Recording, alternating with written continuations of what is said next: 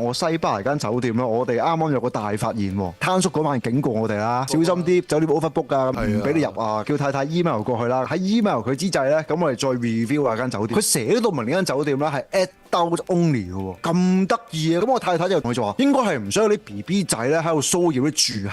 好多酒店都係咁。咁我就覺得係啦，咁我就覺得哇，真係正。點知佢 email 真係唔覆，真係唔覆。我太太咧就用一個好聰明嘅方法，用 IG 度 inbox 佢咁樣啦。咁喺個 IG 嗰度，我哋就發現咧，原來間酒店咧淨係俾呢個 LGBT 嘅人去嘅啫。